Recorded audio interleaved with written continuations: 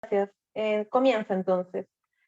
Bien, bienvenidos a este curso, Rol del Técnico de Enfermería en la Unidad de Cuidados Intensivos en el contexto de la COVID-19.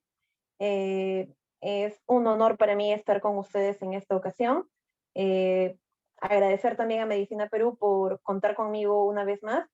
Y me presento ante ustedes, soy Aimee Bellis, soy interna de medicina y el día de hoy les hablaré de este tema. Si durante la disertación surgiera alguna duda, por favor escríbanle en el chat para poder resolver sus dudas. Muchas gracias. Bien, lo que vamos a ver hoy es primero una pequeña introducción, luego hablaremos un poco acerca del rol y de las funciones del técnico de enfermería en la unidad de cuidados intensivos, y después entraremos ya en el contexto de la pandemia, ¿no?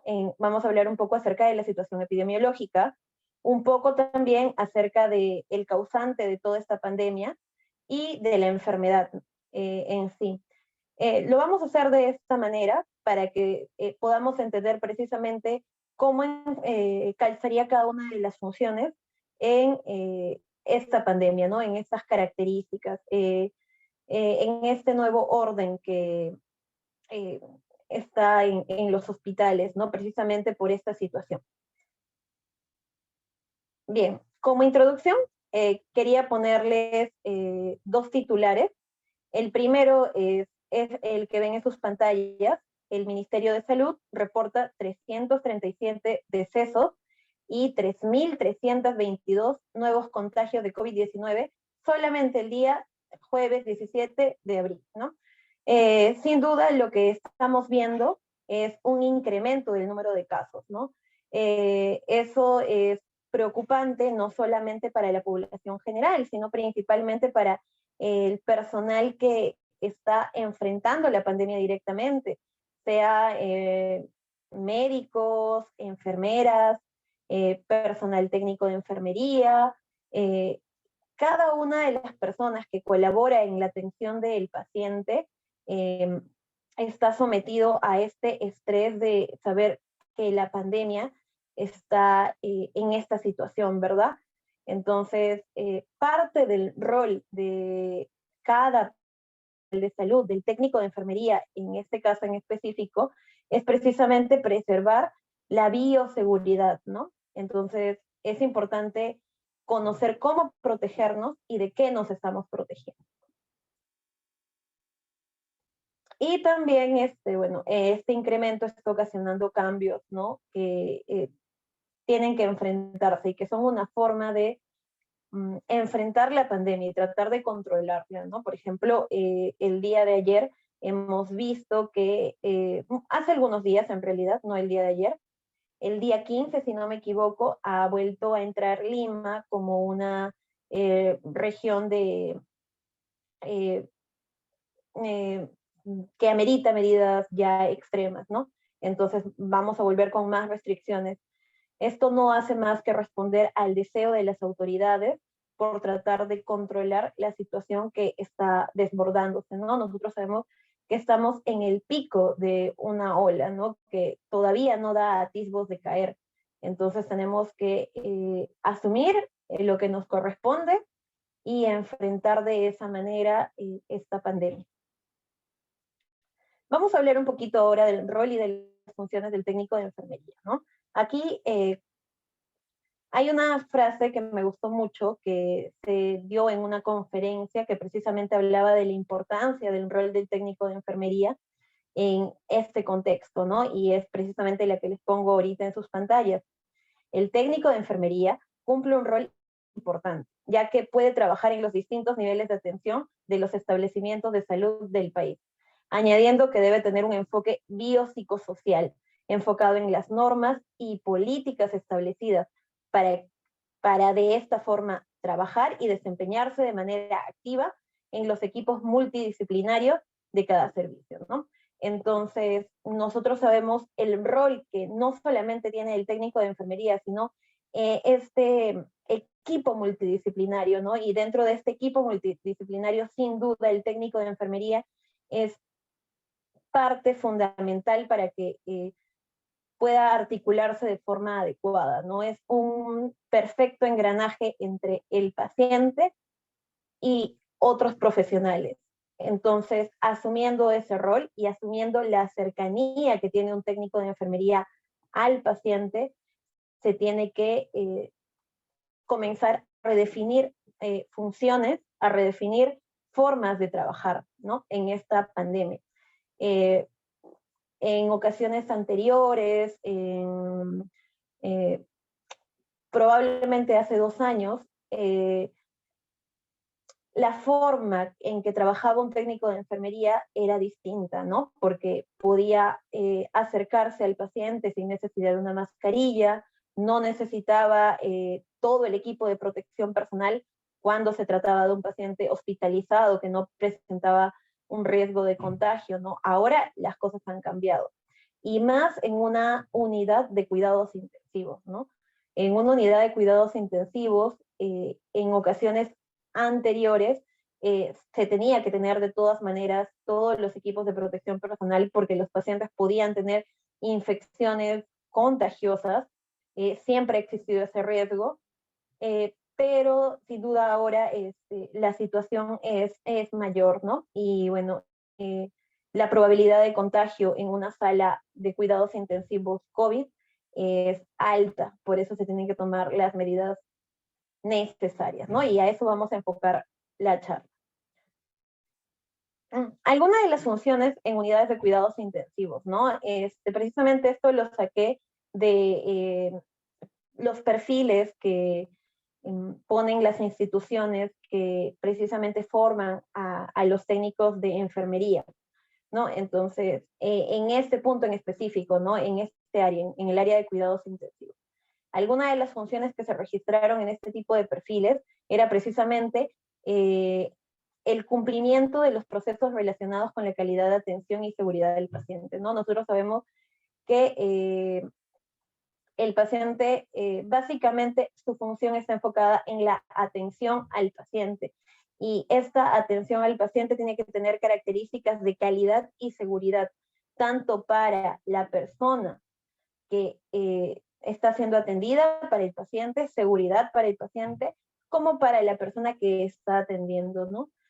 Como lo mencionan las guías de la AJA, por ejemplo, uno no puede ayudar a nadie si primero no se cuida a sí mismo, ¿no? Entonces es importante que precisamente este rol tan importante, esta función tan importante que es la atención directa al paciente, se dé con calidad y seguridad para ambas partes. El monitoreo del paciente, por supuesto, brindar cuidados y realizar procedimientos básicamente de asistencia al médico intensivista, ¿no? Coordinar traslados, en algunas instituciones se da este rol, en otras no, en otras está más dividido dependiendo del número de personas que trabajen y del nivel de atención del establecimiento, pero bueno, está como parte de las características que tiene esas personas entrenadas, los técnicos de enfermería, y coordinar los exámenes auxiliares de los pacientes UCI con las diferentes áreas y o servicios, ¿no? Entonces, es directamente funciones relacionadas con la atención, con el monitoreo, con la asistencia de algunos procedimientos que puedan presentarse y la coordinación, ¿no? Cuando esto se amerite. Entonces, esto es lo que tenemos y ya teniendo en cuenta el rol, las funciones, vamos a entrar a hablar de la COVID-19, ¿no? Entonces, primero, para que nosotros hablemos de esta pandemia, debemos ubicarnos en el momento en el que estamos, ¿no? Y la mejor forma de ubicarnos, de orientarnos dentro de toda esta gama de información es conocer la realidad, tanto mundial como la realidad de nuestro país, ¿no? Entonces, aquí vamos a ver algunas cifras que nos van a orientar cómo está enfrentando el mundo y el Perú esta situación. Dos gráficos de dos infografías acerca de algunas cifras y por último un gráfico. Eso lo vamos a ver acá. Primero vamos a el World Meter, que es básicamente una página que nos brinda cifras mundiales acerca de las personas que padecen, que están activos y que han padecido la COVID-19. Entonces, veamos cómo estamos. A nivel mundial, ha habido, a lo largo de toda la pandemia, más de 140 millones y medio de personas que han sido casos, ¿no? Y que, bueno, algunas han fallecido y otras se han recuperado. De todos estos 140 y medio millones de personas que han sido casos de coronavirus, aproximadamente un poco más de 3 millones han muerto, ¿no? 3 millones, 14.240, es lo que registra esta página.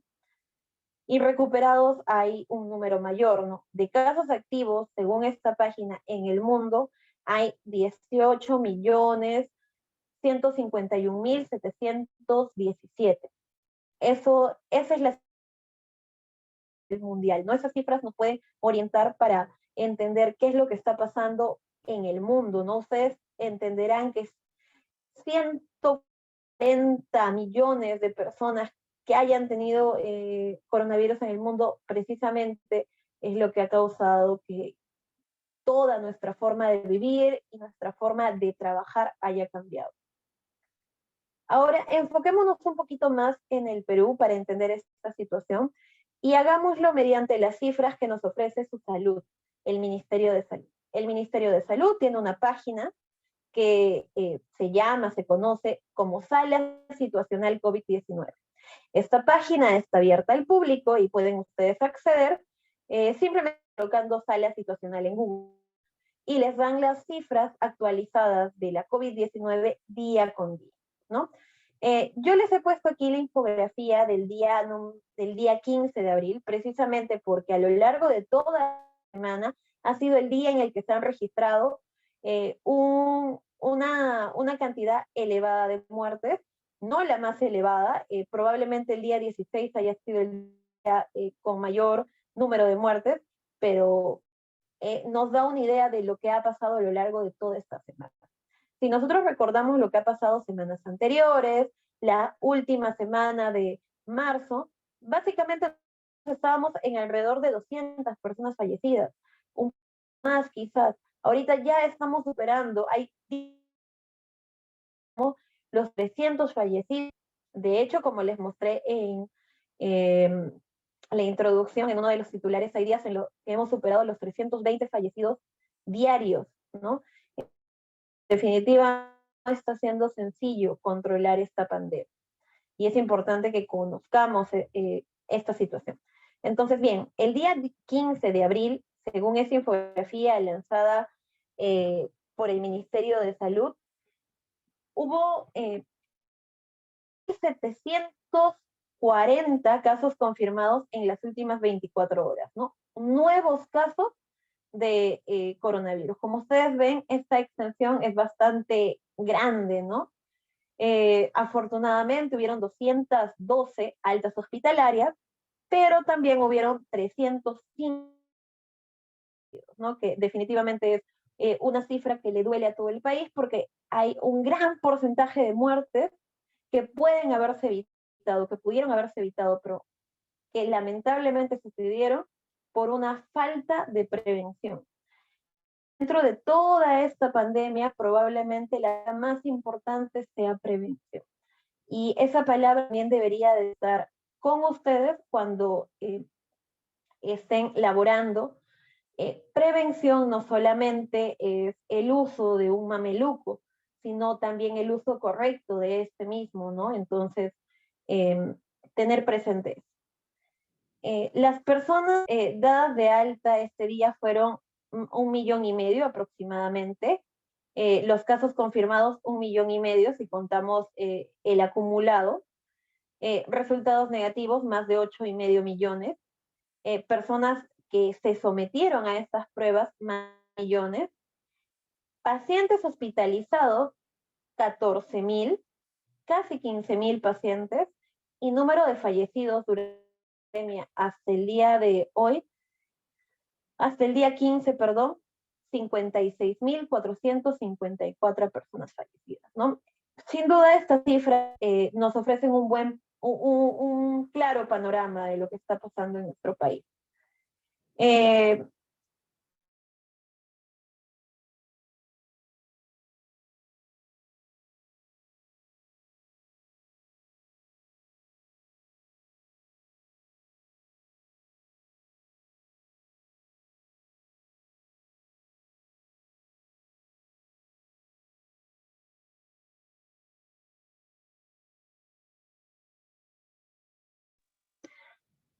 Perdón, creo que se me cortó el audio. Me gustaría, no me había dado cuenta. Por favor, si vuelvo a correr, me avisan para que pueda tomar las medidas.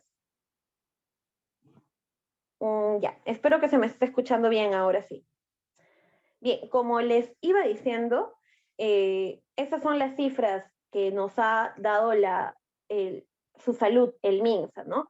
Pero no solamente nos preocupa en sí el número de fallecidos, hay un porcentaje de personas que se enferman de COVID-19 que son casos severos.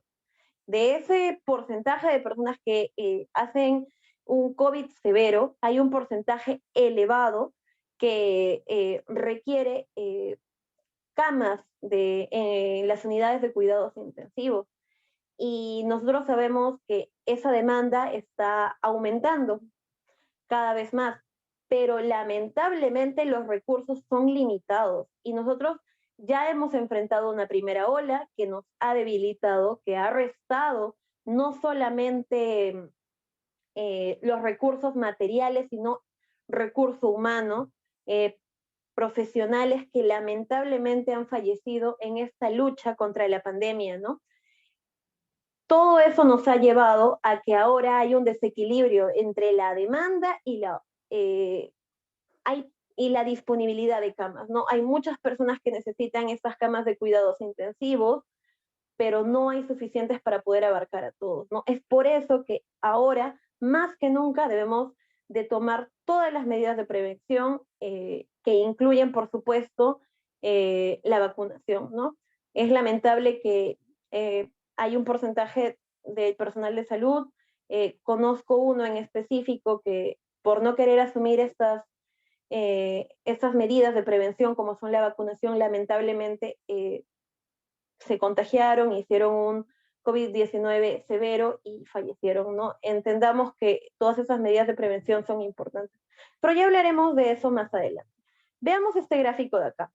En total, ahorita hay 2.750 camas UCI, de las cuales 2.604 están ocupadas, ¿no? Tienen ventilador ocupado.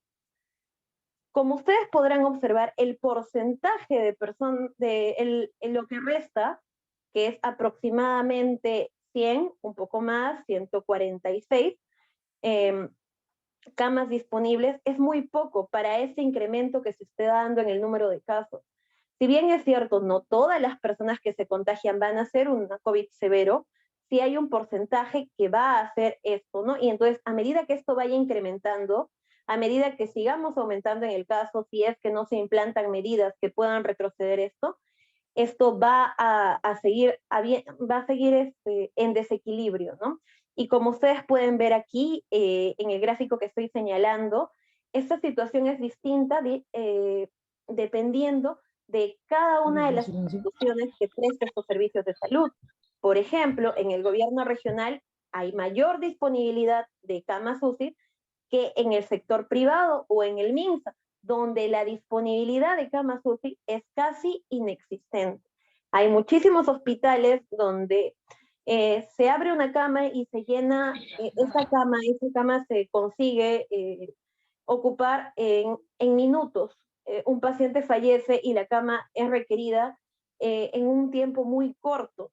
Y esto sería bueno que nosotros, como parte del rol de prevención, no solamente dentro del hospital, sino también fuera, podamos transmitir a las personas de nuestro alrededor para que no se llegue a eso.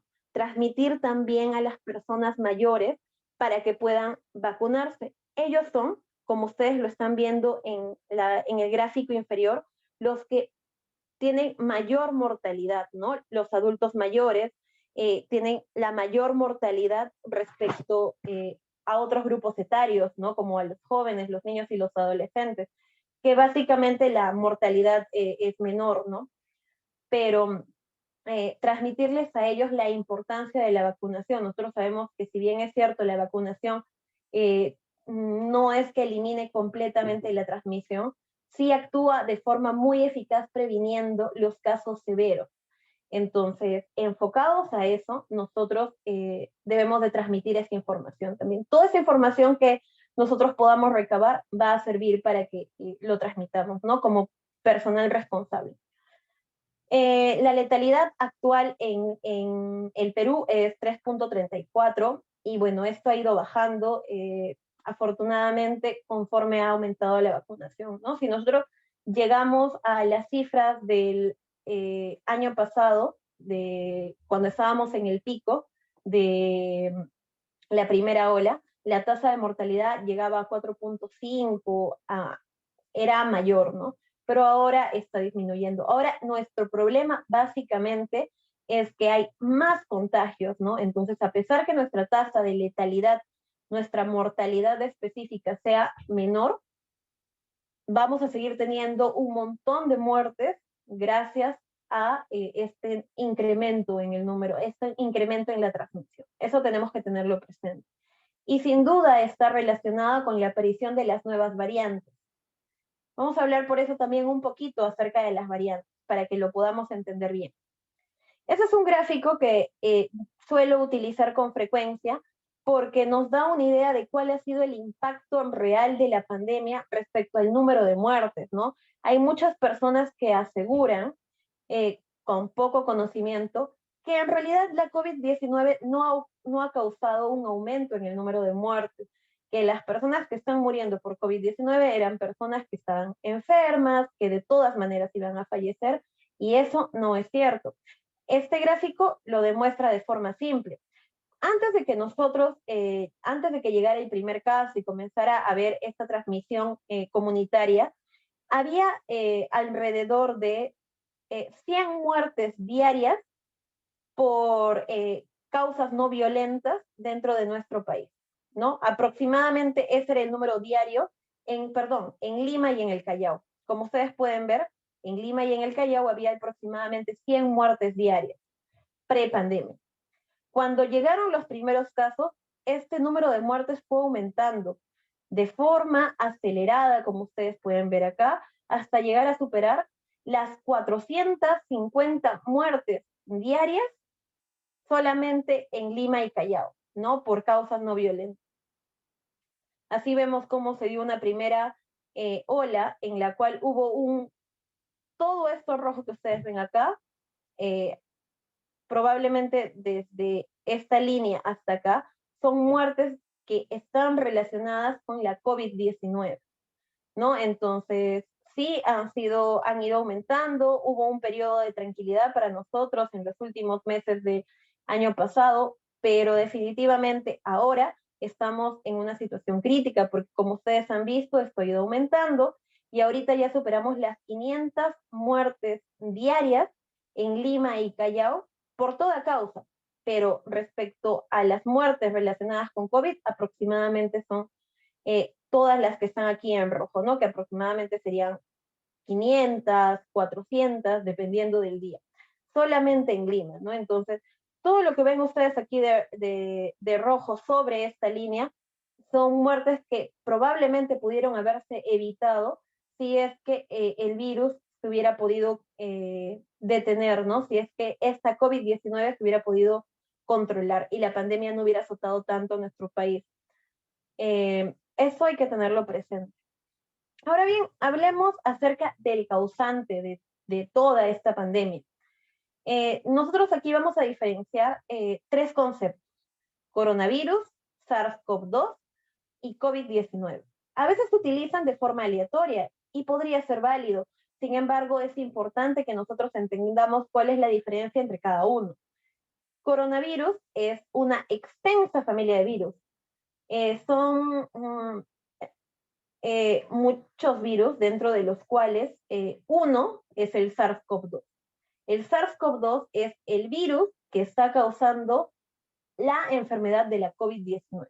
La COVID-19 es la enfermedad que ha causado la pandemia a nivel mundial, ¿no? Valga la redundancia. Entonces, tengamos presente eso, estos tres conceptos separados. Por ejemplo, aquí tenemos a tres representantes de la familia de los coronavirus. Tenemos al SARS-CoV-2, tenemos al SARS-CoV y tenemos al MERS-CoV. Los tres son virus que aparecieron después del 2000, que han causado brotes epidémicos en los lugares donde han estado presentes. Por ejemplo, el MERS-CoV causó un brote en el Oriente Medio, ¿no? Y fue conocido como la enfermedad que causaba este MERS-CoV, fue conocida como enfermedad sindrómica respiratoria del Oriente Medio. El SARS-CoV fue un virus parecido al SARS-CoV-2, precisamente por eso la similitud entre los nombres, que causó una enfermedad similar a la de la COVID-19, que es el síndrome respiratorio agudo severo, ¿no? Y también causó un brote que afortunadamente no se extendió como la COVID-19, ¿no? Y así, por último, surge la SARS-CoV-2, que es responsable de la COVID-19 y que bien es la que ha causado la pandemia y que nos ha tenido un año ya en jaque, ¿no? Por las distintas medidas, conociendo esta nueva enfermedad, poco a poco hemos ido obteniendo más datos acerca del funcionamiento, no solamente de la presentación de la enfermedad, sino también del virus en sí, ¿no? La clave para que nosotros podamos generar vacunas, por ejemplo, es conociendo al virus en sí y la forma en la que transmite, por supuesto. Las tres tienen raíces filogenéticas, ¿no? Por eso pertenecen a la misma familia. De hecho, estos tres pertenecen a una subfamilia, que son los beta coronavirus, ¿no? Entonces, aquí tenemos a tres representantes, no solamente de los coronavirus, sino de los beta coronavirus. Las tres tienen su origen filogenético en el murciélago, en la COVID que ataca al murciélago, ¿no? Es por eso que dicen que es una enfermedad que proviene del murciélago. No es exactamente del murciélago, sino de la COVID, del coronavirus que afecta al murciélago, ¿no? Hay un tipo de coronavirus, hay un tipo de estos virus que ataca al murciélago. De ahí es donde están originados estos tres representantes de los beta coronavirus. El nexo no habría sido directo definitivamente entre el coronavirus del murciélago y el SARS-CoV-2. El avance no habría sido directo, ¿no? Sino a través de otro animal que, bueno, la mayoría de investigadores ha mencionado que es el pangolín, ¿no? Que sería el coronavirus que afecta al pangolín, sería el nexo entre el coronavirus que afecta al murciélago y la SARS-CoV-2, ¿no? Que afecta a los humanos. ¿Qué características nosotros podemos resaltar del SARS-CoV-2, ¿no? De este virus que está causando la pandemia? Primero, repetir que es un beta coronavirus, después distinguirlo por el material genético que tiene. El material genético que tiene es ARN de cadena simple, ¿no? Es lo que tiene y lo que lo va a identificar. Tiene proteínas estructurales también, tenemos la proteína S, la proteína M, la proteína E y la proteína N. La proteína S es probablemente la proteína más importante, la podemos encontrar aquí, es la que forma alrededor de la esfera viral, hay como unas espinas, como una corona, ¿no? Estas espinas que están formando una corona son la proteína S. Y son proteínas importantes porque van a participar en el reconocimiento del virus por parte de nuestro cuerpo. Gracias a esta proteína es que nosotros podemos contagiarnos de COVID-19. Entonces, es una proteína importante porque va a servir como una llave de ingreso a nuestro organismo. Esta proteína S es diana de muchos tratamientos terapéuticos que están tratando de investigarse o muchas vacunas que han surgido son precisamente producto del estudio de esta proteína. Pero no es la única, también tenemos a la proteína M, que es parte de la membrana del virus, la proteína E, que es parte de la envoltura del virus, la proteína N, que acompaña al material genético, que como ya hemos dicho, es ARN de cadena simple. Hemos dicho que la proteína S funciona como una llave. ¿Cuál sería la puerta en la que ingresa esta llave? La puerta en la que ingresa esta llave sería el receptor de enzima convertidora de angiotensina 2, ¿no? Esto es un receptor, el ECA2, la enzima convertidora de angiotensina 2, también llamada ECA2, está presente en distintos tejidos en nuestro organismo. Las células de estos tejidos la tienen en sus membranas y de esta manera cuando la COVID ingresa a nuestro organismo y se encuentra con estos tejidos, con estas células que tienen estos receptores, los reconocen y con la proteína S hay una unión. La proteína S, como les dije, funciona como una llave de entrada y el receptor ECA2 como una puerta. De esta manera se logra el ingreso viral a nuestro organismo y a partir de ello comienza la replicación, ¿no? Y así se da, comienza a aumentar la carga viral y comienza a darse toda la historia natural de la enfermedad misma de la COVID-19. ¿Cómo se transmite este virus? ¿No cómo pasa? Básicamente de persona a persona. También es posible de que se dé la transmisión a través de un fomite, es decir, de un objeto contaminado, pero la probabilidad es más baja. La probabilidad mayor es que se dé de persona a persona. ¿Y de qué forma se da de persona a persona? A través de gotas respiratorias, a través de aerosoles. ¿Cómo es esto? Cuando la persona tose, estornuda o habla, bota gotas respiratorias, estas gotitas de saliva que se emiten cuando alguien puede gritar, cuando alguien habla o cuando alguien estornuda, son gotitas respiratorias con COVID, con SARS-CoV-2, con este virus que puede infectarnos. Entonces salen de nuestro organismo, salen del organismo de una persona infectada y pueden llegar hacia las mucosas de un individuo sano. Cuando llegan a las mucosas oral, nasal o bucal, oral, se va a dar el contagio, ¿no? Porque a través de esas mucosas va a ingresar a nuestro organismo y ahí va a encontrarse con el receptor ECA2, que le va a servir como una puerta, va a reconocer a la proteína S, que va a servir como una llave y se va a dar el contagio.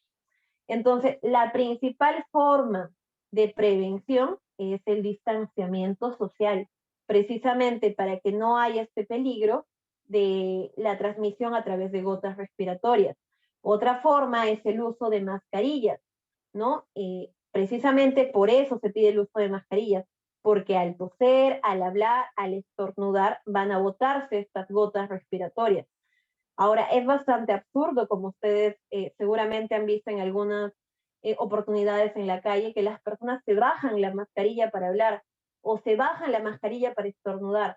Esto es completamente absurdo. Precisamente la mascarilla sirve como una barrera entre las gotas respiratorias que yo pueda botar al exterior y las personas que están en mi entorno, ¿no? Para que no haya este peligro de contaminación, porque nosotros no sabemos si es que tenemos o no de forma certera esta infección, porque es una infección que desafortunadamente ya está con contagio comunitario, ¿no? Desde el inicio casi de la pandemia. Los aerosoles son gotas que también son producto de la respiración, pero son de menor peso. Y al ser de menor peso quedan suspendidas en el ambiente. Cuando hay un espacio cerrado, estas partículas van a quedarse suspendidas y podrían interaccionar con la mucosa ocular de alguien y podría contagiarles, ¿no? Entonces, como medida de prevención, ¿qué se hace ante esta forma de transmisión? Se evitan los lugares cerrados, ¿no? Los espacios cerrados. Se hace ventilación. Y eso también tiene que servirnos a nosotros para que nosotros propongamos cambios incluso en el área donde trabajemos. Hay normas, hay normativa del MINSA que respalda la protección que nosotros podamos tener.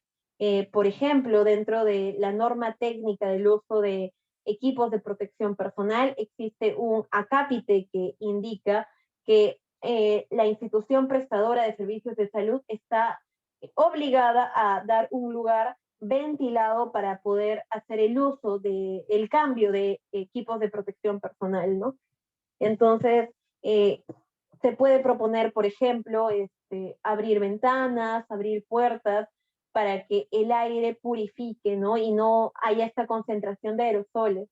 En los cuartos de los pacientes también se podrían generar ciertas modificaciones para que esto esté más ventilado o la separación entre los pacientes tiene que ser adecuada, ¿no? Por ejemplo, no se puede colocar a un paciente infectado con SARS-CoV-2 que tiene la COVID-19 con un paciente sano, porque definitivamente lo va a contagiar, porque se encuentran en el mismo ambiente y las gotas respiratorias van a entrar en contacto, ¿no? Tenemos que tener en cuenta también que los pacientes hospitalizados no siempre suelen preservar sus mascarillas o lo que a ellos se les asigna, ¿no? Y en un servicio de cuidados intensivos, por ejemplo, la distancia tiene que ser la óptima, ¿no? La mayoría de ellos están sedados, sin embargo, es necesario mantener la distancia entre ellos, porque nosotros sabemos que en esas unidades se hacen procedimientos como la aspiración, donde hay mucha producción de aerosoles, de gotas respiratorias, o por ejemplo la limpieza de un osteoma, también podría producir muchos aerosoles y esa producción de aerosoles podría llegar a contaminar a otro paciente, ¿no? Es por eso que la distancia es importante, la ventilación es importante.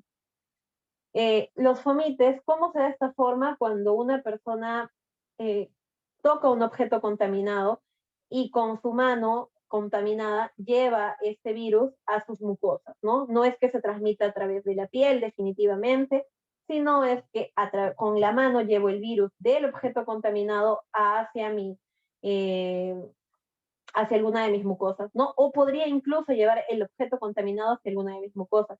Por ejemplo, cuando como en la calle o cuando tomo una bebida sin desinfectarla primero, ¿no? Sin descontaminarla. Ahora, es importante que nosotros evaluemos en qué lugar nos encontramos para nosotros poder tener en cuenta qué medidas tenemos que tener, ¿no? Por ejemplo, si nosotros estamos en un ambiente, en un espacio abierto y los productos están desinfectándose, no es tan probable que se dé esta contaminación por fomites.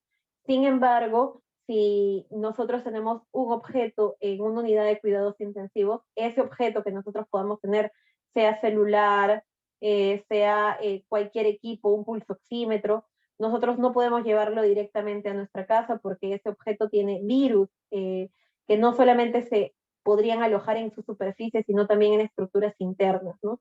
Entonces, tener bastante cuidado con eso, proteger nuestros equipos, proteger a nuestras familias. Como les dije, la principal forma de transmisión es de persona a persona, por gotas respiratorias y aerosoles. Sin embargo, los fomites también están presentes, ¿no? No son la principal forma, pero están presentes. Ahora, en el Perú se han registrado nuevas variantes de este SARS-CoV-2, de este virus. Hemos visto un aumento en precisamente estas variantes, ¿no? La cantidad de personas que tiene COVID-19, hace algunas semanas indicó el ministro de Salud que aproximadamente el 60% en Lima Este eran ocasionadas por esta nueva variante, ¿no? Que es la variante P1, SARS-CoV-2 P1, así se le conoce, pero de forma coloquial se le conoce como la variante de Manaus o la variante brasilera, que tiene mutaciones presentes, en este caso tiene una mutación en la posición 501, es la variante número 3 que tiene esta mutación. Esta variante que surgió antes también tiene esta misma mutación. Es una mutación que ocasiona que la transmisión sea muchísimo más fácil, ¿no? Y vamos a ver algunos gráficos que nos van a ayudar a entender esto. Pero, ¿por qué les pongo aquí las dos variantes? ¿No? Acá les pongo la variante británica, que es la variante B117, que ocasionó en Gran Bretaña a inicios de este año que ellos volvieran a tomar medidas estrictas. ¿Por qué todo esto, no? Los virus, primero es importante recordar que los virus en general mutan de forma espontánea. Esas mutaciones iban a pasar de todas maneras. Los científicos sabían que estas mutaciones iban a pasar. ¿Por qué? Porque cuando la proteína S se encuentra con el receptor ECA2 e ingresa a nuestro organismo, comienza a haber una replicación, una multiplicación del virus. Esta multiplicación del virus en una sola persona se da millones de veces. Ahora, imagínense, ha habido aproximadamente 140 millones de casos en el mundo. Ahora, multipliquen cuántas multiplicaciones del virus, cuántas replicaciones del virus hay en una sola persona y eso multiplíquenlo por el número de personas que han padecido la COVID-19, ¿no? Sin duda el número es bastante grande, ¿no? Entonces, en algunas ocasiones, al hacer esas replicaciones, hay errores y hay algunas ocasiones donde esos errores son positivos para el virus y hay otras donde son perjudiciales. Cuando estas mutaciones son perjudiciales para el virus, se detiene la transmisión, se elimina esa cantidad de virus. Pero cuando son positivas para el virus, comienzan a multiplicarse y se transforman en variantes, en nuevas variantes. No es así que han surgido estas dos variantes, la variante británica y la variante brasilera, que básicamente tienen en común que son más fáciles de transmitir, ¿no? Entonces, si antes una persona infectaba solamente a 3 personas, ahora esa misma persona puede contagiar a 4, a 5 personas. Y como antes era suficiente que salgamos con mascarilla simple, eso nos protegía. Ahora no, ahora se necesita un respirador, o su equivalente podría ser una mascarilla NK, por ejemplo, eh, o podría ser la combinación de una mascarilla de tela más una mascarilla quirúrgica, ¿no? Ustedes ya deben de haberlo escuchado en ocasiones anteriores. Básicamente lo que pasó, como ustedes pueden observar aquí en Gran Bretaña, es que ellos habían controlado de una forma bastante buena su primera parte de la pandemia, ¿no? La primera parte del año 2020. Vemos que a finales del año 2020 comienza a haber un aumento en el número de casos que se traducía como una segunda ola. A inicios de este año hubo un incremento acelerado del número de casos, ¿no? Como ustedes ven, una verticalización de la gráfica. Estas gráficas siempre tienden a la horizontal, pero en esta ocasión tendía a la vertical porque se había incrementado el número de casos muy rápidamente, ¿no? Entonces vemos cómo la gráfica nos muestra qué tan grande, qué tan rápido fue el incremento del número de casos en Reino Unido. Y ese es un gráfico del número de casos nuevos confirmados por millón de personas. Entonces vemos cómo este incremento sorprendió a muchas personas y definitivamente se asoció a la identificación de una nueva variante en este país, ¿no? Que era el SARS-CoV-2 B117. Y para explicarlo de una manera más sencilla, acá hay dos gráficos que pueden explicarlo mejor, ¿no? El número de reproducción es cómo se le conoce a cuántas personas infectaría una persona en la comunidad, ¿no? Por ejemplo, acá hay una persona que está infectada y en la comunidad podría infectar a 3 personas. Cada una de esas personas que ya han sido contaminadas podría infectar a otras 3 personas. Y de esta manera se daría una multiplicación del número de casos. Esta es la primera versión del SARS-CoV. Esa es la versión, la de Wuhan, ¿no? De donde surge este virus. Como vemos aquí, el número de reproducción, que es a cuántas personas en la comunidad transmitiría una persona la enfermedad, es aproximadamente de 3. Ahora veamos, con esta nueva variante, con la variante B117, el número de reproducción aumentó y ahora es aproximadamente 4. Entonces, en lugar de contagiar a 3 personas, una persona en la comunidad contagiaría a 4 personas, debido a que se necesita menor exposición para contraer la enfermedad. Y vemos cómo se va incrementando el número de personas de forma muchísimo más acelerada, ¿no? Entonces, precisamente por esta nueva variante, es que este número de casos se incrementó tan rápido, ¿no? Es por eso que las nuevas variantes tienen que interesarnos, tienen que preocuparnos. Ahora, ha habido muchas dudas acerca de que si estas nuevas variantes transmiten o no una enfermedad más grave, ¿no? Si producen una enfermedad más grave o no. Y si estarían produciendo una enfermedad más grave en personas más jóvenes.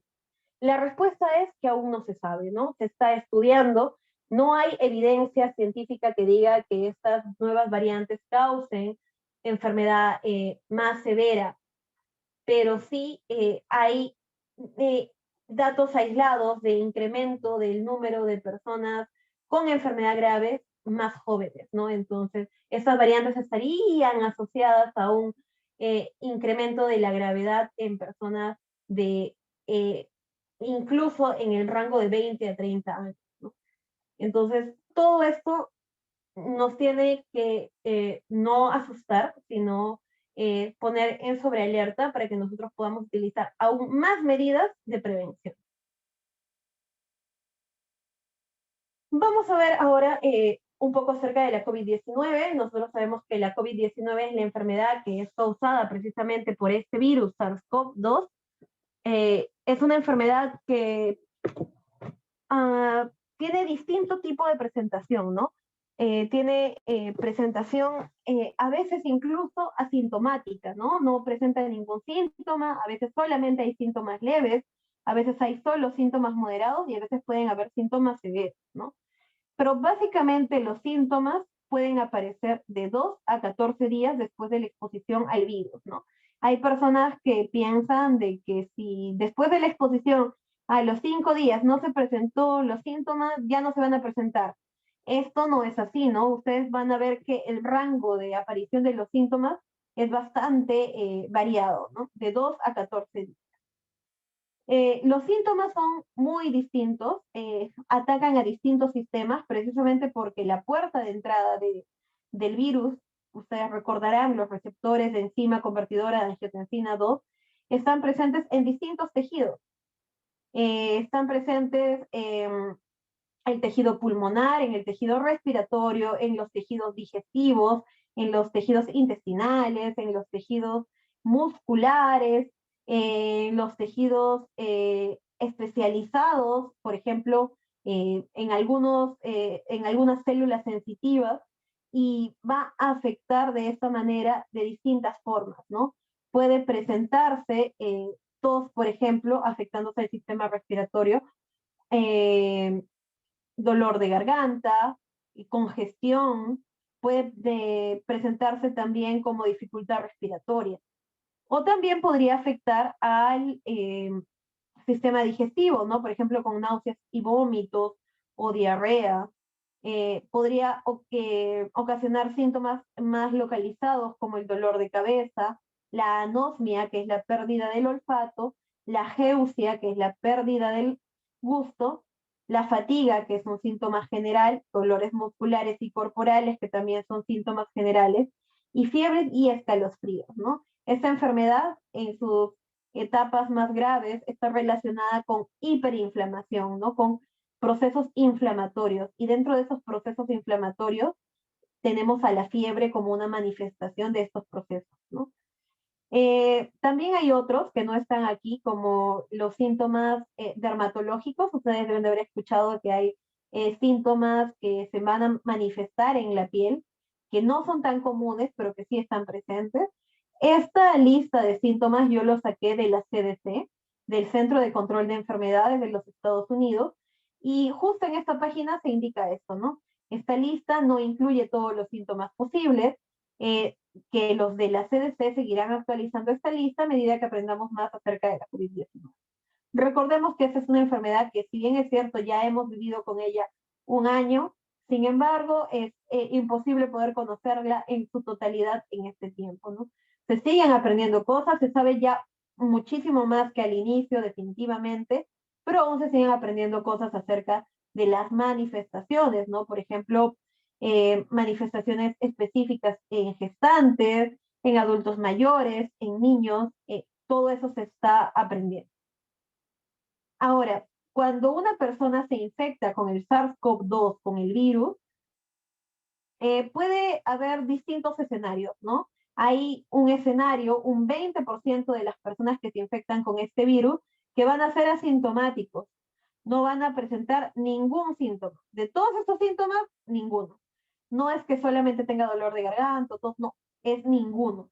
Ahora, hay un grupo, el 60% aproximadamente, que hace síntomas leves. De toda esta lista de síntomas, podría ser, por ejemplo, tos, dolor de garganta, dolor de cabeza, que podrían ser muy incómodos, pero que no están relacionadas a riesgo vital, ¿no? De hecho, es bastante significativo el nivel de malestar que manifiestan los pacientes con infección por SARS-CoV-2, ¿no? E incluso cuando ya se ha superado la enfermedad de la COVID-19, algunos manifiestan que continúan con las molestias. Bueno, eso es propio de la enfermedad y es característico de la enfermedad, ¿no? Esto debería de animarnos a cuidarnos aún más. Ahora, hay un 15% de personas que va a ser una enfermedad moderada, que ya podría presentar dificultad respiratoria, que ya podría presentar eh, desaturación, fiebre que no cede, y bueno, todas esas personas tienen que estar en observación, porque un 5% podría ser un caso grave o crítico, ¿no?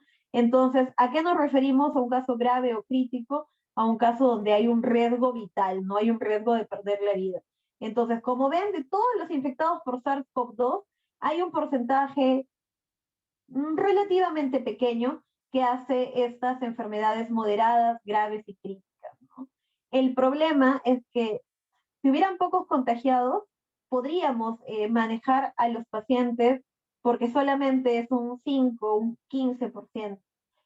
El problema es que ante la enorme cantidad de personas infectadas, eh, el manejo de ese 5% es muy difícil, ¿no? Porque en números generales, en números absolutos, eh, aumenta mucho la cifra, ¿no? Y podría superar a la cantidad de recursos que nosotros tengamos disponibles. Dependiendo de qué tipo de manifestaciones haya tenido, la persona va a ser más o menos contagiosa, ¿no? En algún momento se mencionaba que las personas asintomáticas no contagiaban. Esto es falso. Las personas asintomáticas sí contagian, pero contagian menos, ¿no? Contagian por un tiempo menor. Ahora, las personas que tienen enfermedades críticas o graves contagian más. Como ustedes ven acá, acá, por ejemplo, es el gráfico de una persona que tiene enfermedad crítica. Bueno, esto es de los asintomáticos, como les digo, el contagio es menor. Enfermedad leve, el contagio es mayor, pero entre en los asintomáticos y la enfermedad grave. Los graves, los críticos y los casos mortales van a contagiar por mucho más tiempo, ¿no? Entonces, una persona que labore en una unidad de cuidados intensivos tiene que tener mayores medidas de protección. La enfermedad básicamente se desarrolla en tres estadios. Un estadio donde se ve una infección temprana, donde hay un aumento en la carga viral significativo, donde generalmente solamente hay síntomas como malestar general, un poco de fiebre, tos, diarrea, dolor de cabeza, pero no hay una mayor sintomatología, ¿no? No hay, por ejemplo, dificultad para respirar. Sí hay cierto malestar, sí hay un poco de fiebre, pero todavía no es tan severo como podría ser en una etapa pulmonar, por ejemplo. La segunda etapa de la COVID-19 es conocida por como fase pulmonar. En esta fase sí hay una disminución de la carga viral y hay un aumento de la inflamación, ¿no? De la respuesta inflamatoria. Nuestro organismo frente a esta carga viral va a responder con una con una cascada de inflamación. Esta cascada de inflamación puede ir aumentando. Nosotros sabemos que si bien es cierto, la inflamación en un primer momento mm, se genera para que la respuesta, para que el virus sea controlado, la misma respuesta inflamatoria podría afectar a nuestro organismo. Entonces, es ahí donde nosotros vamos a ver la tercera fase, ¿no? Que es la fase hiperinflamatoria. En esta fase ya no, el problema ya no es precisamente la carga viral, sino la respuesta inflamatoria. Y acá vamos a ver precisamente a las personas que están en UCI, donde hay un predominio inflamatorio. ¿Qué vamos a ver ahí? Vamos a ver síndrome de distrés respiratorio severo, vamos a ver estados de shock, vamos a ver fallas cardíacas, entre otras cosas, ¿no? Entonces, básicamente vamos a poder dividir a un paciente que podría estar en una etapa 1, en una etapa 2 o en una etapa 3. Definitivamente no todas las personas van a pasar por todas las etapas. Los asintomáticos, por ejemplo, no van a pasar por ninguna etapa. Los que hacen una enfermedad leve solamente pasarán por una infección temprana. Los que hacen una moderada por una temprana y una pulmonar. Y los que hacen una severa o crítica ya pasarían por las tres, ¿no? Pero no necesariamente se pasa por las tres. Hay un grupo de personas que sí va a tener mayor probabilidad de hacer estos estados hiperinflamatorios, que son los principales causantes de los casos severos, ¿no? Y que son precisamente las personas que pertenecen a los grupos de riesgo. Las personas que pertenecen a los grupos de riesgo son principalmente adultos mayores. Nosotros hemos visto en los gráficos iniciales que los adultos mayores eran los que más morían, ¿verdad? Dentro de todos los grupos etarios. Eh, mm, no es que ellos tengan mayores probabilidades de contagiarse, sino es que ante el contagio ellos tienen mayores probabilidades de morir que otra persona. No significa que definitivamente una persona de 80 años que se contagie vaya a morir. Esto no es así, ¿no? Ellos podrían ser incluso asintomáticos o hacer síntomas leves, pero tienen mayor riesgo que una persona joven. Ahora, otro grupo de riesgo son las personas obesas, porque como les indiqué, la última etapa de la COVID-19 es la etapa hiperinflamatoria. Esta condición hiperinflamatoria es la que ocasiona muchos de los trastornos que podrían llevar al paciente a perder la vida. La obesidad es una enfermedad inflamatoria. Si nosotros a esta condición inflamatoria, que es la obesidad, le sumamos un nuevo estímulo inflamatorio, hay mayores probabilidades de llegar a una hiperinflamación, ¿no? Que se llegue precisamente a estos estados. Por eso los obesos no es que tengan mayor probabilidad de contagiarse, sino que cuando ya están contagiados, tienen mayor riesgo que el común de las personas, que una persona con una, que no tiene obesidad, de hacer una enfermedad severa, ¿no? De hacer un estado hiperinflamatorio. Ahora, no solamente ellos, sino también las personas que tienen enfermedades que debilitan ciertos sistemas o que debilitan más de un sistema, como la hipertensión, la diabetes, que además de ser una enfermedad que causa un deterioro en ciertos órganos, causa un estado de inmunosupresión, enfermedades cardiovasculares, asma, enfermedad pulmonar crónica, insuficiencia renal crónica, cáncer y otros estados de inmunosupresión. Podría ser, por ejemplo, un paciente trasplantado o un paciente con enfermedades autoinmunitarias que requiera tomar medicamentos que van a generar una inmunosupresión, ¿no? De esta forma no va a haber un control no va a haber un equilibrio entre el estímulo de la carga viral y las defensas del organismo. Ahora, una de las cosas que nosotros tenemos que tener presente dentro de la labor que realicemos es precisamente el uso de las mascarillas. Evitar esta enfermedad, evitar estas etapas, está relacionado con el correcto uso de las medidas de prevención, de las medidas que evitan contraer este virus. Una de las medidas más eficaces, probablemente la medida estrella, la que es obligatoria en nuestro país como en otros lugares del mundo, es el uso de la mascarilla. El uso de la mascarilla está bastante extendido y, como les mencionaba, es obligatorio. Pero ¿qué sabemos exactamente de cómo funciona? Estas mascarillas lo que hacen es adherirse a nuestro rostro, a ocasionar un cierre total o parcial y evitar que las partículas contaminadas del ambiente puedan ingresar a nuestro organismo, ¿no? Esa es la función que debería de cumplir una mascarilla o un respirador en el contexto en el cual nosotros estamos. La revista JAMA, que es una revista bastante importante de medicina interna, publicó el 11 de agosto del 2020 un estudio acerca de la eficiencia de la filtración de las distintas mascarillas faciales hospitalarias disponibles. Y vamos a ver datos bastante interesantes que nos van a servir para que nosotros podamos darnos cuenta por qué es tan importante que en una unidad de cuidados intensivos utilicemos mascarilla N95 o en su defecto un equivalente a ella, ¿no? Podría ser un respirador más complejo, un respirador correctamente limpio, que no me genere contaminación por fomite tampoco. Bien, ¿qué es lo que hicieron esos investigadores? Comenzaron a estudiar la filtración de cada una de estas mascarillas. Esta mascarilla que ven acá, que es bastante conocida, es la 3M, la mascarilla N95. Esta mascarilla ofrece una filtración a la persona que la use respecto al medio ambiente de casi el 100%.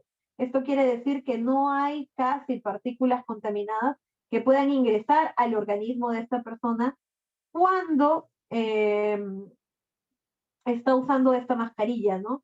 Entonces, las personas que trabajan en cuidados intensivos deberían de usar estas mascarillas porque los pacientes en su mayoría van a ser productores de aerosoles y el ambiente donde ellos estén, el ambiente donde son atendidos, es un ambiente contaminado y por tanto la contaminación es continua.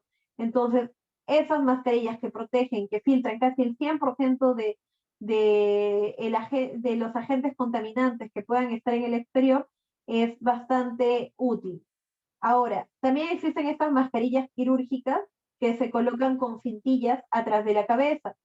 Estas mascarillas definitivamente tienen menor filtración, ¿no? Y a medida que uno vaya hablando o que vaya haciendo distintas actividades, esta mascarilla va a perder esa eficacia de filtración. Vemos aquí en este gráfico, por ejemplo, que en algunas ocasiones no ha llegado a filtrar el 40, el 20% de lo que hay en el ambiente, ¿no? Solo filtraba un 80 o un 60%. Entonces, con esta mascarilla había mayor riesgo que con esta mascarilla.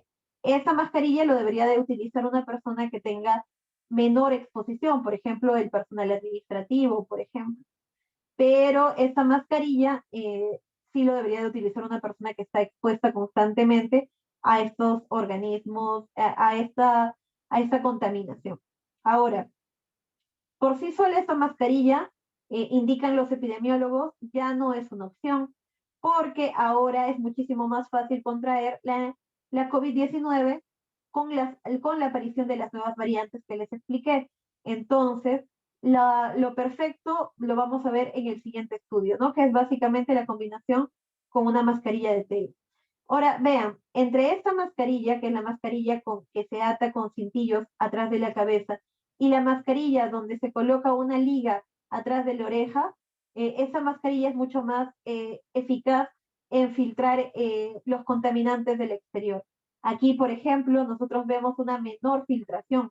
Vemos que hay momentos en los que la filtración solamente ha llegado a ser del 40, del 30%, ¿no? Y que todo esto es el espacio donde no ha habido filtración, ¿no? El 70% no filtración.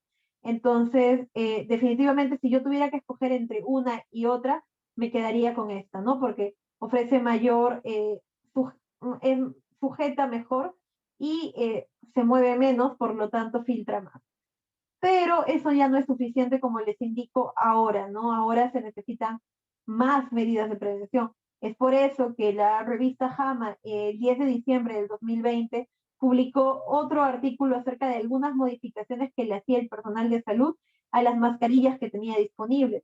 Por ejemplo, ya sabíamos esto, ¿no? Cuando el personal de salud solamente tiene esas mascarillas que se sujetan atrás de la oreja, como ustedes pueden ver, incluso se genera una abertura acá, ¿no?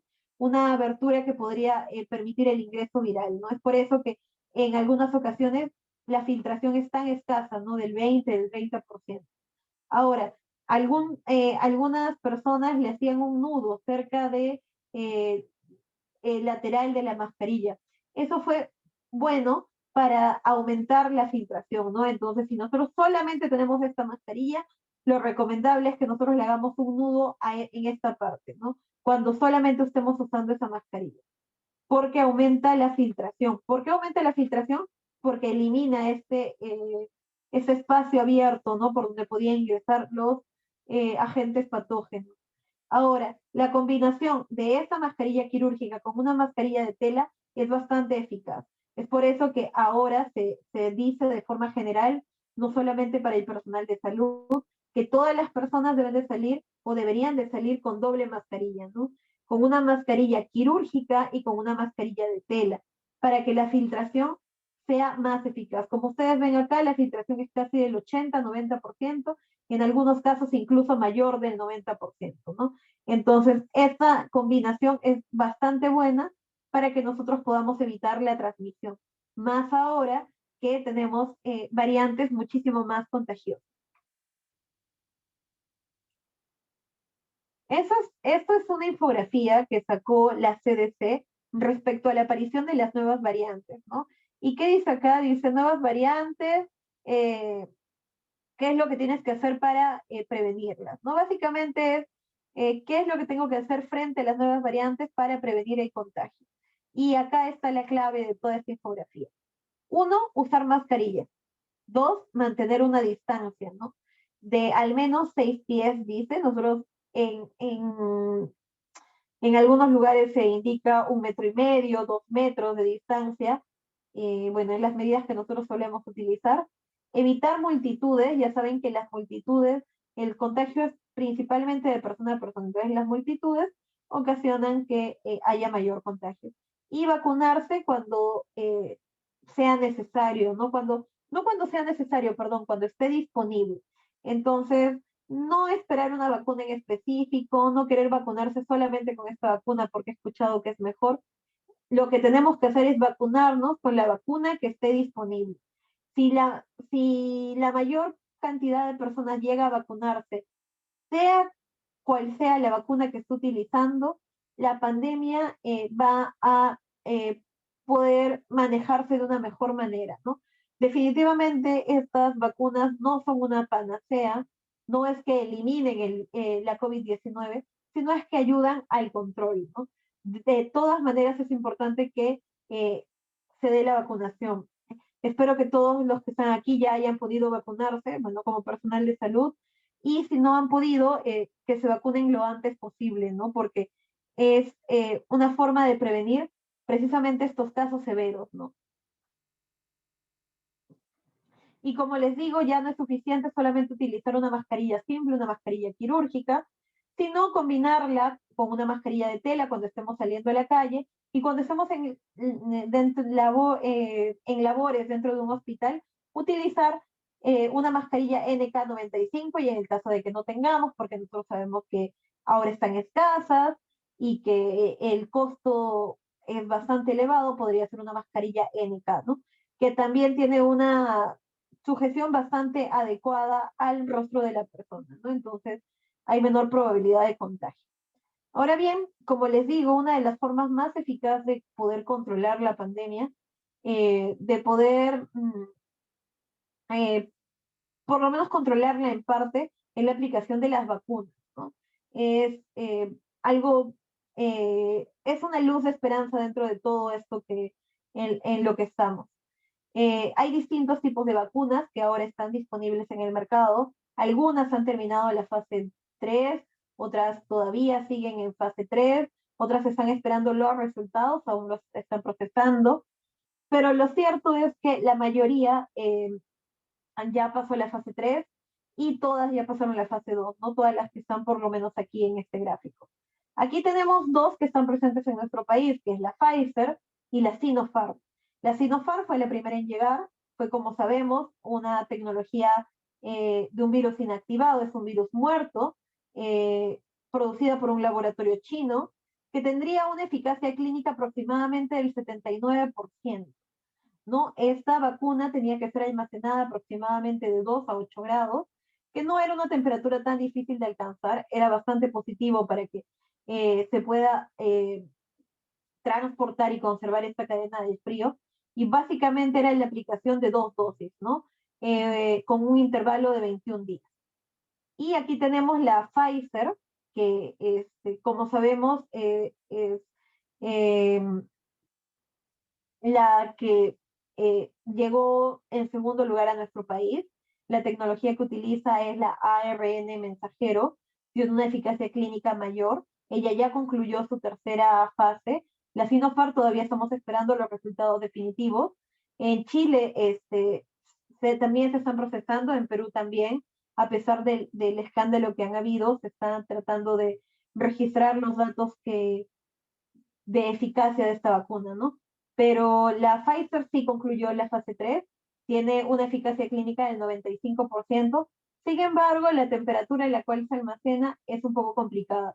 Mantener la cadena de frío a menos 70 grados es bastante complicado, ¿no? Ahora, pónganse que, si bien es cierto, los contratos que se hacen con estos grandes laboratorios es hasta la llegada al centro de salud, de todas maneras es difícil porque en algunas ocasiones el Estado va a tener que mover esas vacunas hacia otras regiones, por ejemplo, ¿no? Entonces, podría perderse la cadena de frío. Pero básicamente el Ministerio de Salud ha dicho de que tiene todo controlado, que esta temperatura no se va a romper y que sí la vacuna va a conservar su, eh, la temperatura a lo largo de todo su trayecto, ¿no? Que es menos 70. Como ustedes entenderán, es muchísimo más fácil manejar una vacuna de 2 a 8 grados que una vacuna de 70. Pero la eficacia es mayor, como les digo. También se aplican 2 dosis y el plazo entre dosis y dosis es 21 días. Esas son las vacunas que nosotros tenemos hasta ahora. Sin embargo, hay otras vacunas que también se han mencionado que van a llegar. Es la vacuna Moderna, la vacuna de Oxford, si no me equivoco, la, la Sputnik también llegaría, ¿no? Hay tratos preliminares y hay tratos que ya han concluido. Bien, la resolución ministerial 345 básicamente modificó las fases de vacunación, ¿no? Nosotros sabemos que al inicio se hizo un plan nacional de vacunación contra la COVID-19 que fue modificado y se modificó de esta manera. Sin embargo, no ha sido efectuado al 100%. Dentro de esta resolución ministerial también se indica que esto es de acuerdo a la cantidad de vacunas que tengan disponibles, ¿no? Y no hubo suficiente, definitivamente a los miembros de mesa no pudieron vacunarlos, algunos estudiantes de salud todavía no están vacunados, los bomberos están en su proceso de vacunación, el personal de seguridad aún tiene muchas limitaciones para poder ser vacunado, el personal de las Fuerzas Armadas y Policía de la misma manera. Afortunadamente los adultos mayores ya están siendo vacunados y el personal de salud también ha sido vacunado, pero aún hay casos específicos donde todavía esto no se ha dado, ¿no? Pero esas son básicamente las fases en las cuales se indicó que se iba a hacer la vacunación, ¿no? Esa es la prioridad que se ha dado. Y bien, dentro de toda la documentación, la normativa acerca de la COVID-19, existen documentos específicos. Uno de ellos es la alerta epidemiológica. La última alerta epidemiológica respecto a la COVID-19 fue la primera del 2021, ¿no? Como ustedes pueden ver en esta parte inferior, dice alerta epidemiológica 001 del 2021. Esta alerta epidemiológica incluía en su parte final la vigilancia de los casos de COVID-19, ¿no?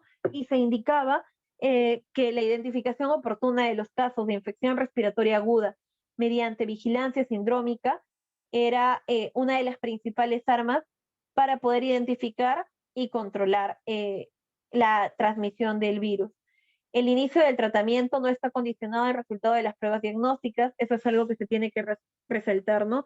En algunas ocasiones hemos visto personas que erróneamente están esperando un resultado positivo para comenzar el aislamiento, ¿no? Eso es un error bastante grave porque podría transmitir a esa persona que ya está contaminada a individuos sanos el SARS-CoV-2. Y dependiendo de cómo se mueve esta persona, podría contagiar a más de 4, 5, 6 personas, ¿no? Dependiendo de con cuántas personas interacciona y cómo es interacción.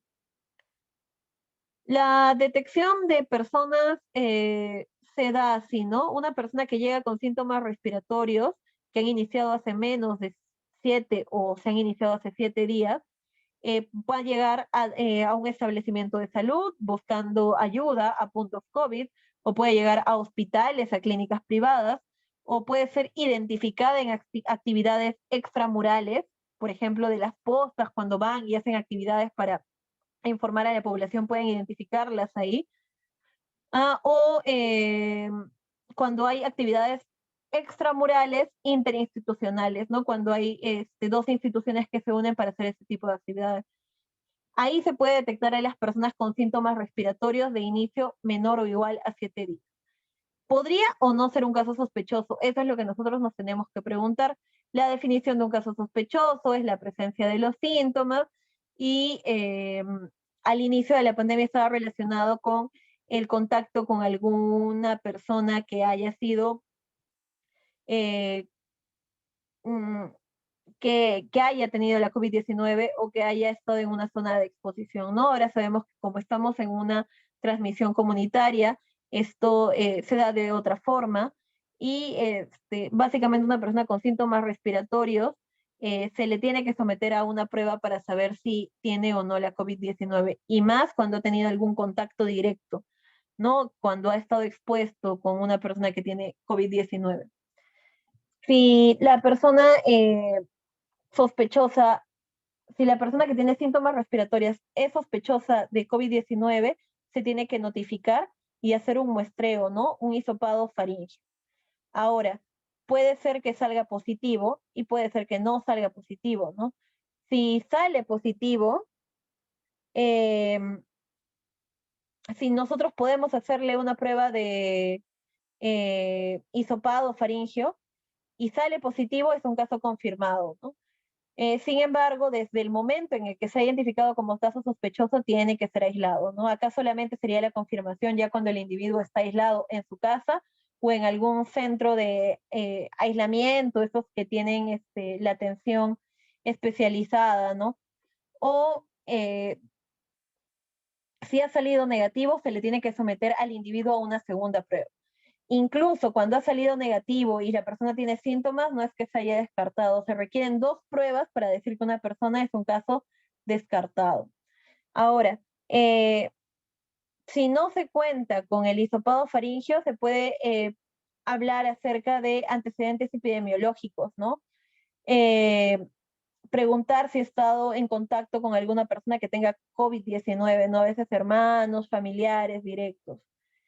También se podría hacer algunas imágenes, ¿no? Que ayuden a identificar si hay, por ejemplo, presencia de una neumonía que podría deberse a la COVID-19 y otro si tiene síntomas específicos, ¿no? Síntomas muy específicos, no les dije cuando les hablé de los síntomas, es la anosmia, la pérdida del olfato, y la geusia, la pérdida del gusto. Son muy propios de la COVID-19, ¿no? No es que aparezcan tan comúnmente, son muy propios y a veces pueden durar bastante tiempo. Entonces, acá nosotros vamos a tener la definición de un caso sospechoso, de un caso confirmado, de un caso probable y de un caso sospechoso, ¿no? Ya sabemos que un caso sospechoso de COVID-19, solamente con la sospecha se realizan todas las medidas de prevención. Básicamente el manejo como si ya supiéramos que esta persona tiene COVID-19. ¿Y cuál es el manejo? Primero, el aislamiento. Segundo, medidas generales como buena alimentación, buena hidratación. Tercero, monitoreo de síntomas y signos. Ahí es donde se utiliza el pulsoxímetro, donde se evalúa la temperatura constantemente, eh, para evitar o para identificar oportunamente un caso grave. Ahora hablemos de los casos severos, ¿no? Nosotros hablamos del rol del personal técnico en la unidad de cuidados intensivos. Nosotros sabemos que la unidad de cuidados intensivos atiende a pacientes con casos severos. Los casos severos, la Organización Mundial de la Salud la define de esta forma, ¿no? Hace una distinción entre caso severo y caso crítico. Esta es la última guía de tratamiento, es una imagen sacada de la última guía de tratamiento de COVID-19, ¿no? Que ha salido hace algunas semanas nada más. Entonces, básicamente dice que un paciente crítico es un paciente que requiere soporte vital, un paciente que presenta distrés respiratorio severo, un paciente con sepsis o un paciente con shock. Un paciente como un caso grave sería una persona que tenga una saturación de oxígeno menor de 90%, una respiración de una frecuencia respiratoria mayor de 30 respiraciones por minuto en adulto, que tenga en niños un aumento de, según los rangos del niño, ¿no? Nosotros sabemos que ellos manejan otro tipo de rangos, entonces, de acuerdo al rango de edad, un incremento de la frecuencia respiratoria, ventilatoria, y signos de distrés respiratorio, ¿no? Por ejemplo, puede ser el aleteo nasal, el uso de músculos accesorios. En algunas ocasiones las personas que van a hacer estos cuadros severos son ancianos, que están postrados, que no hablan, entonces ahí nosotros podemos ver ciertos signos como el uso de estos músculos accesorios, ¿no? De los músculos intercostales o la retracción external o el aleteo nasal o incluso signos de hipoxia, que no siempre vamos a contar con un pulsoxímetro a la mano, deberíamos, pero no siempre vamos a contar, entonces hay signos que podrían indicarnos que la persona ya está cayendo en hipoxia, ¿no? Como son eh, que los dedos se tornen azules, que comience a haber frialdad distal, que ya son signos de hipoperfusión, ¿no? Y que ya nos estarían indicando que estaría llegando a una etapa crítica el paciente. Y no severo cuando no tiene ninguno de estos síntomas, ni de severo ni de crítico, ¿no? Entonces, básicamente así define la Organización Mundial de la Salud un caso grave. Las complicaciones de los casos graves más frecuentes son, como nosotros ya hemos visto, insuficiencia respiratoria aguda, ¿no? Que a veces es hipercápnica por síndrome de distrés respiratorio agudo. Generalmente se da en un 60% de pacientes y es la mayoría. Y es aquí donde el paciente que está en insuficiencia respiratoria aguda va a requerir un ventilador mecánico, ¿no? Entonces va a requerir un proceso conocido como intubación, que es un proceso bastante frecuente en la unidad de cuidados intensivos. Vamos a ver un video que nos ayude a entender cómo se dan estos procesos ahora. Es un video que se presentó en una charla del Ministerio de Salud, que no es producido por el Ministerio de Salud, pero que sí lo cogió como para poder explicar, ¿no? Entonces ahí no solo tenemos que estar atentos a cómo es que se hace el procedimiento, sino también a cómo podríamos asistir y ayudar en ese procedimiento, ¿no? También otra complicación bastante frecuente es el shock, la disfunción miocárdica y el daño renal agudo. Vamos a ver este video. Les voy a dejar de compartir un momento la pantalla para poder compartir este video. Un momento, por favor.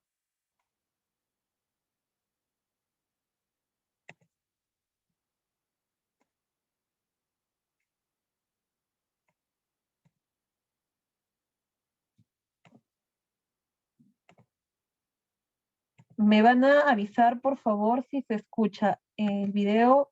El sonido debería de escucharse.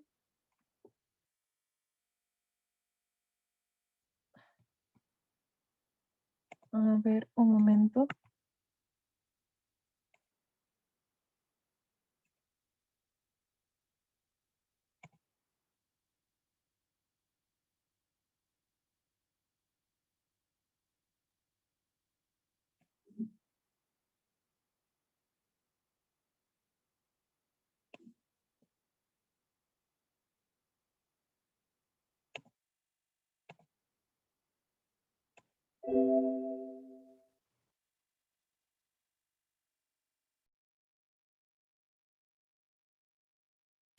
La Clínica Universidad de La Sabana, el Servicio de Urgencias, el Servicio de Internación y UCIs y el Departamento Quirúrgico entregan esta ayuda educativa que estandariza la técnica de secuencia de inducción rápida con preoxigenación a través de la caja acrílica modificada para el abordaje de la vía aérea con un laringoscopio convencional.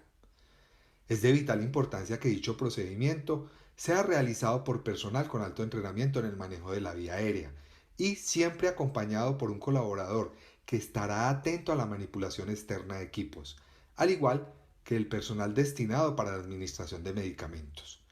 Todos ellos deben estar debidamente vestidos con los elementos de protección personal. Nótese que la recomendación básica es tener todos los elementos necesarios para el abordaje de la vía aérea contenidos dentro del dispositivo de acrílico, y el reto del operador es mantener sus manos dentro del área hasta el retiro de la cámara. Algo que tenemos que tener presente es precisamente ese orden, ¿no? En algunos centros de salud vamos a tener ese tipo de disposiciones de cámaras precisamente para evitar la diseminación de los aerosoles. Los instrumentos tienen que estar correctamente colocados dentro de la cabina, tiene que haber un soporte externo también. Todo eso tenemos que tenerlo en cuenta, ¿no? Y también resaltando en el video el uso del equipo de protección personal. Vemos que están utilizando unas caretas, vemos que la careta no es simplemente que inicie desde la frente, sino es la de tipo casco, que es la ideal. Cuentan con un mameluco, con un mandilón, con una mascarilla N95 y probablemente estén con botas. Asimismo, tienen estos guantes que son estériles para poder realizar este procedimiento, ¿no? Entonces, estemos atentos también a otros detalles. De esta manera disminuimos claramente los riesgos de aspersión y de contaminación. El tubo traqueal, la máscara facial, el filtro, la sonda de succión, los dispositivos de fijación y de protección ocular se van desplegando a medida que se realiza el procedimiento. Posterior a la colocación del filtro, la insuflación del neumotaponador, el posicionamiento del circuito respiratorio, la verificación primaria adicional con expansión y la verificación secundaria con capnografía, realizamos la correspondiente fijación del tubo y la protección ocular. Posicionamos la cabeza del paciente y de manera organizada procedemos a depositar en una bolsa debidamente marcada todos los elementos que hemos utilizado. La máscara facial, la sonda de succión, todos los dispositivos incluyendo el laringoscopio y también los guantes de manejo externos que hemos utilizado para la realización del procedimiento deben ir contenidos en esta bolsa que le entregamos al colaborador. Finalmente, trasladamos la caja de acrílico para su correspondiente desinfección. En caso de que el campo quirúrgico lo requiera o de lo contrario, puede permanecer durante el transoperatorio hasta el proceso de extubación si las condiciones del paciente lo permiten. Bien, eso ha sido todo el video. Básicamente era para darnos una idea, ¿no? De los procedimientos y cómo es que se tienen que realizar de forma em, sistematizada.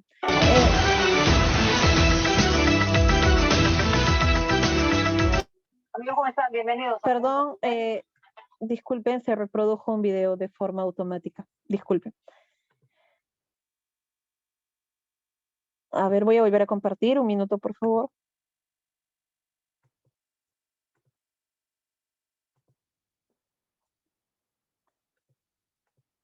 Bien, como les mencionaba, este tipo de videos son importantes para que nosotros nos demos cuenta de cómo es que ha cambiado toda la disposición en estas unidades de cuidados intensivos, ¿no? Si bien es cierto, no todas las unidades van a tener este tipo de equipos, este tipo de formas de eh, evitar la diseminación de aerosoles. Algo que sí va a estar presente y que siempre tiene que estar presente es el equipo de protección personal, ¿no? Por ejemplo. Y que este procedimiento va a tener que ser en el menor tiempo posible para evitar la exposición. De lo que antes podían haber más personas asistiendo en ese lugar, ahora tiene que reducirse el número de personas y precisamente son los cambios que podrían no ser tan visibles, pero que están presentes en estas unidades. ¿no? Ahora, otro procedimiento frecuente en el manejo de pacientes con COVID-19 severo es la pronación. ¿Qué es lo que nos dice la evidencia? Nos dice que la pronación es factible y da como resultado una mejor oxigenación en algunos pacientes con COVID-19, ¿no? Independientemente de si están recibiendo solo oxígeno suplementario o si están recibiendo otra forma de administración de oxígeno. Por ejemplo, ventilación no invasiva. No está claro si la pronación evita la intubación, ¿no? Eso recién está sometiéndose a estudios. O se acelera la recuperación, pero sí hay resultados positivos, ¿no? Entonces, es un procedimiento que se realiza. Ahora, les voy a mostrar un video de cómo se realiza la pronación. También es un video que fue presentado en una charla que dio el MINSA, que me pareció bastante didáctico y por eso quería compartirlo con ustedes, ¿no?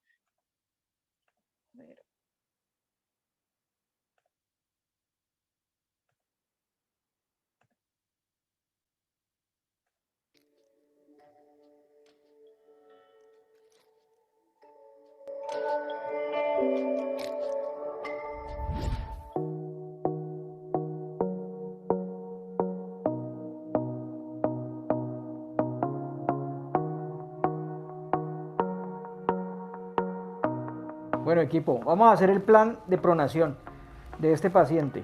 Yo creo que por las condiciones de espacio, bajamos barandas, lo desplazamos con la sábana de movimiento hacia la izquierda, lo ponemos en decúbito lateral, cambiamos la monitoría hacia la región dorsal, luego lo dejamos caer, si es posible, en los rollos. Ponemos un rollo en la zona del pecho, otro rollo en la zona de la cadera, y tú te vas a encargar de poner el rollito para proteger la cara y de controlar que no se nos vaya a desplazar el tubo.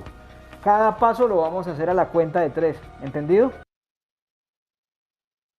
¿Qué han podido notar en todo el transcurso en estos pocos segundos de video?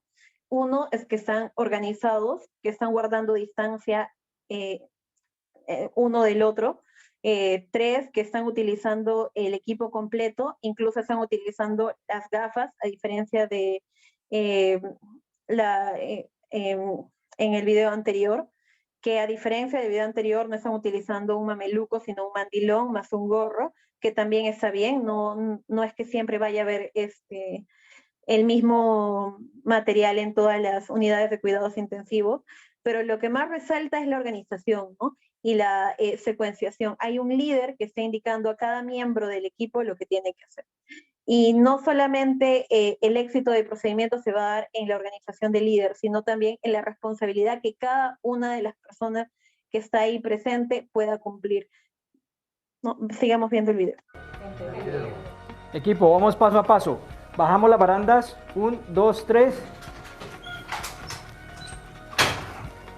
Vamos a exponer el paciente antes de movilizarlo hacia la izquierda. Ahora vamos a desplazarlo hacia la izquierda. Van a aprovechar el momento del decúbito lateral para cambiar la monitoría. A la cuenta de 3 nuevamente. 1, 2, 3. Al borde. 1, 2, 3. Decúbito lateral. Cambiemos la monitoría.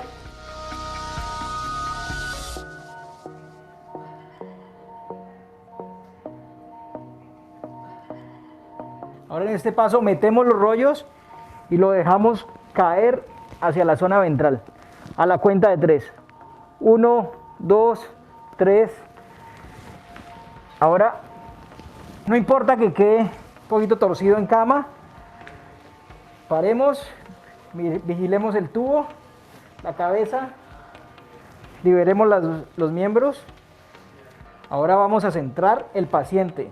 Levantémoslo un poco y acomodemos el rollo del tórax.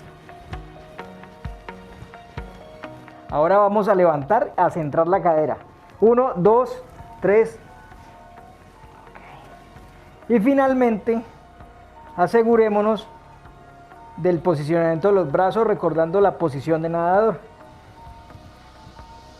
El brazo que es opuesto a la cara del paciente debe ir hacia arriba. Y el brazo que queda del mismo lado de la cara del paciente va hacia abajo. Ahora vamos a proteger la zona de la cabeza.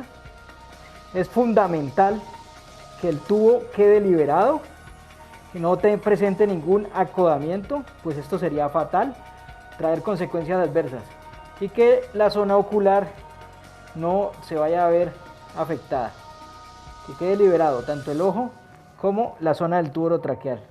Verificaremos que la terapia en realidad no nos esté dando efectos opuestos a los deseados, y hay que estar seguros que la parte ventral del abdomen está liberado y la cama debe tener una inclinación entre 15 y 30 grados para permitir que el diafragma caiga y favorecer mucho más la mecánica pulmonar.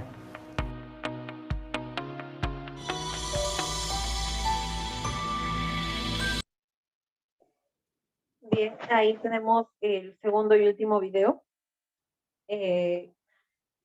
Quise compartir esos videos con ustedes porque, como les indico, son videos bastante didácticos que nos dan una idea no solamente del procedimiento, sino de el rol que está cumpliendo cada uno de los miembros del equipo, bueno, en los distintos procedimientos, ¿no? Y para terminar, me gustaría repetir la misma frase que se dijo al inicio, ¿no? El técnico de enfermería cumple un rol importante, ya que puede trabajar en los distintos niveles de atención, ¿no? Puede trabajar en todos los niveles, se requiere a esta persona capacitada, al personal técnico de enfermería. En el caso de la unidad de cuidados intensivos, además de una persona con estudios técnicos, en algunos momentos se requiere con ciertas capacitaciones y cierta experiencia, dada la carga del trabajo en estas unidades, ¿no? Pero puede llegar, como ustedes, como bien se dice en esta frase, y como bien ustedes deben de haberlo visto, deben de haberlo vivido, desde un primer nivel de atención hasta un nivel muy complejo de atención en una unidad de cuidados intensivos, por ejemplo, ¿no? Y de esa manera ayudar a resolver un poco el conflicto de salud que hay en nuestro país y, bueno, en el mundo entero. Se tiene que dar un enfoque biopsicosocial, eso es básico, y es básico también enfocarlo en las normas y políticas establecidas. La normativa COVID, la normativa en torno a toda esta pandemia es bastante amplia las recomendaciones que nos da el Centro de Control de Enfermedades, la Organización Mundial de la Salud, el mismo MINSA, instituciones, hospitales en específico, porque la realidad en cada una de los hospitales es distinta, ¿no? Entonces, todo este enfoque, todas estas funciones, estos roles que nosotros ya teníamos presentes, debemos de enfocarlos precisamente en estas normas, ¿no? En cumplir estas normas, porque esas normas se elaboran en base a evidencia científica, evidencia que pretende resolver el problema de seguridad tanto del paciente como del personal, con el objetivo de trabajar y desempeñarse de manera activa en los equipos multidisciplinarios. No hemos visto dos videos de dos procedimientos en los cuales sin duda ha habido la intervención de más de una persona capacitada, ¿no? Estaba el médico, estaba probablemente la licenciada en enfermería, estaba el técnico en enfermería, probablemente estén otros profesionales, ¿no? Dependiendo de la disponibilidad del lugar, pero es, eh, es precisamente la coordinación entre los distintos grupos, entre licenciadas, técnicos de enfermería, entre médicos, entre obstetrices, lo que hace que al final el producto sea bueno, la recuperación del paciente se pueda dar. No es tanto el trabajo individual y un rol unitario, sino un rol en equipo, ¿no? En trabajo de equipo. Muchas gracias. Si hubiera alguna pregunta, para ver si es posible responder. Gracias.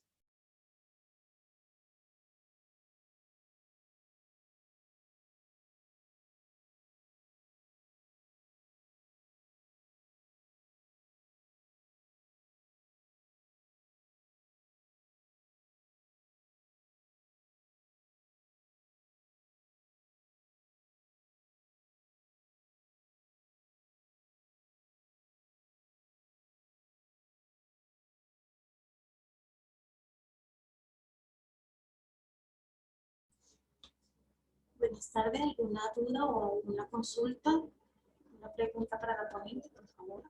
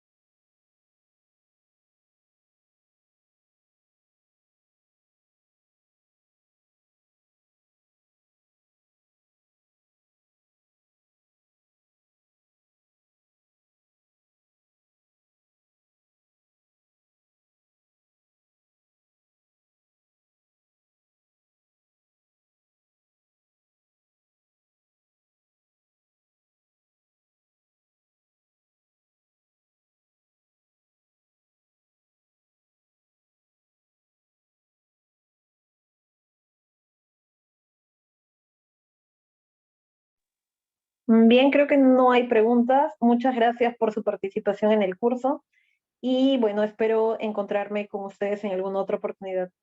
Si es que surgiera alguna duda, a través de los organizadores del curso podrían transmitírmela o, bueno, las diapositivas también van a quedar disponibles para ustedes porque les voy a entregar a los organizadores del curso.